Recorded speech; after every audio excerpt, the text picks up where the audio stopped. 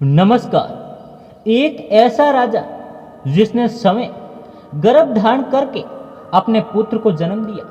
क्या आप जानते हो दोस्तों, विज्ञान के इस दौर में एक पुरुष द्वारा गर्भ धारण करके अपनी संतान को जन्म देना संभव है और हाल ही में कुछ ऐसे केस हुए भी हैं।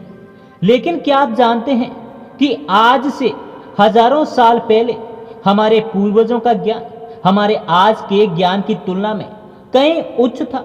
विज्ञान के जिन चमत्कारों को देखकर हम आज आश्चर्यचकित होते हैं, वो चमत्कार तो हमारे पूर्वजों ने हजारों साल पहले कर दिए थे। जैसे कि पुरुष द्वारा गर्भ धारण कर संतान को जन्म देना।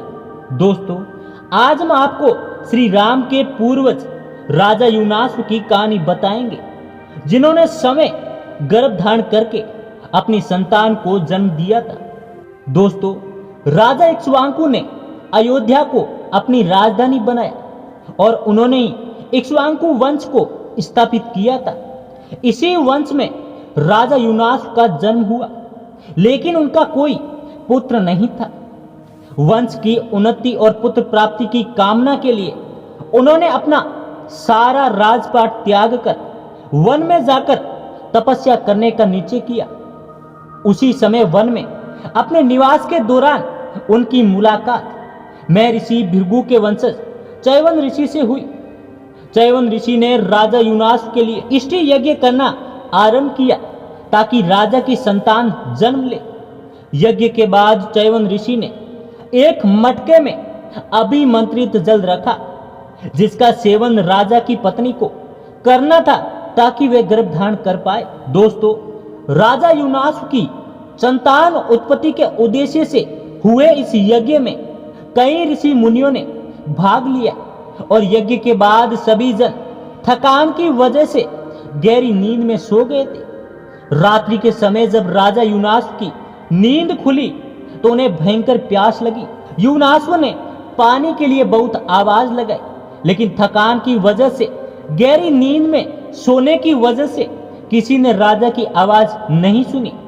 ऐसे में राजा समय उठे और पानी की तलाश करने लगे। राजा युनाश्व को वह कलश दिखाई दिया जिसमें अभिमंत्रित जल था, इस बात से बेखबर कि वह जल किसी उद्देश्य के लिए रखा हुआ। राजा ने प्यास की वजह से सारा पानी पी लिया।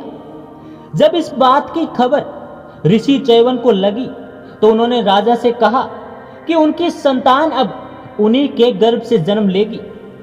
जब संतान के जन्म लेने का सही समय आया, तब देवीय चिकित्सकों ने अश्विन कुमारों ने राजा युनाश्व की कोख को चीरकर बच्चे को बाहर निकाला। बच्चे के जन्म के बाद वह समस्या उत्पन्न हुई कि बच्चा अपनी भूख कैसे मिटाएगा। सभी देवतागण वहां उपस्थित थे। इतने में इंद्रदेव ने उनसे कहा कि वह उस बच्चे के लिए मां की कमी पूरी करेंगे। इंद्र ने अपनी अंगुली शिशु के मुंह में डाली, जिससे दूध निकल रहा था, और कहा, मम धाता, अर्थात मैं इसकी मां हूं। इसी वजह से उस शिशु का नाम मम धाता या मांधाता पड़ा। जैसे ही इंद्रदेव ने शिशु को अपनी अंगुली से दूध पिलाना शुरू किया तो वह शिशु तेरा पिता बढ़ गया। दोस्तों, कहते हैं कि राजा मांधाता ने सूर्य उदय से लेकर सूर्यास्त तक के राज्यों पर धर्मानुकूल शासन किया था।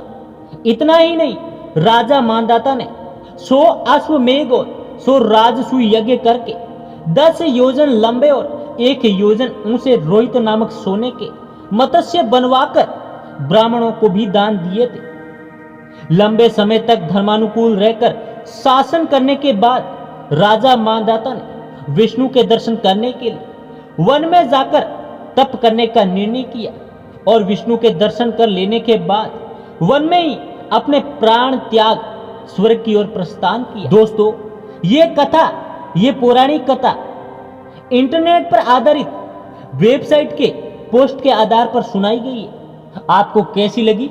अच्छी लगी हो तो वीडियो को लाइक और लगे हाथ चैनल को भी सब्सक्राइब कर देना।